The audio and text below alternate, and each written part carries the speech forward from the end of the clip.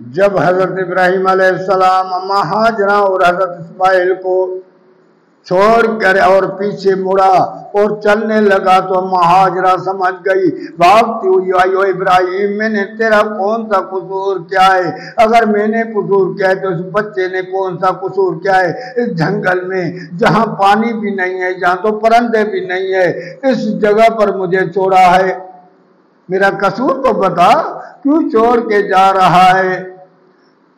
خاموش، آنکھوں سے آنسو بہنے لگا۔ بی بی صاحبہ سمجھ گئی اور دیکھ کر کہنے لگی کہ میرا شوہر کسی کے آگے مجبور نہیں ہو سکتا ہے سوائے اللہ کے۔ اس کا مقصد کہ اللہ کا حکم آ گیا، وہ ابراہیم کیا اللہ نے یہی چاہا ہے؟ اللہ کا حکم ہے۔ سر ہلا کے کہنے لگا، ہاں یہ میرے رب کا حکم ہے۔ بی بی صاحب نے بولا، او ابراہیم پھر تو تیری کیا ضرورت مجھے، تیری کیا پرواہ؟ جب میرا رب نے یہ چاہا ہے تو میری ہر چیز مجھے مہیا کرنے والا بھی میرا مالک ہے، مجھے دے گا۔ اب تو چلا جا، مجھے تیری پرواہ نہیں ہے۔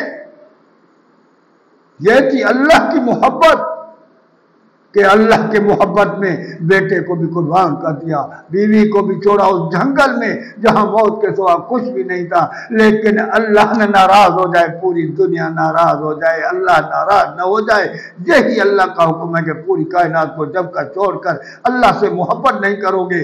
اللہ کا رسول قسم اٹھا کے کہتا ہے، جب تک پوری کائنات سے زیادہ والذی نفسی بیدہ لا یؤمن احدکم حتی اکون احب الیہ من والدی وولدی والناس اجمعین، مجھے قسم ہے اس ذات کا جس کے ہاتھ میں محمد صلی اللہ علیہ وسلم کی جان ہے، تو مومن نہیں ہو سکو گے جب تک ماں باپ پوری دنیا سے زیادہ میری محبت نہیں آئے گی۔ محبت کل محب المطیع، ہر محبت کرنے والا تابعدار ہوتا ہے۔ ایک طرف اللہ کا حکم ہے، دوسری طرف کائنات کا ہے۔ ہمارے طرف تو کائنات بھی نہیں ہے، پھر بھی اللہ کے رسول کے حکم کو چھوڑ دیا، اللہ کے حکم کو چھوڑ کر شیطان کے پیچھے جا رہا ہوں۔ ہم کیسے مسلمان ہیں؟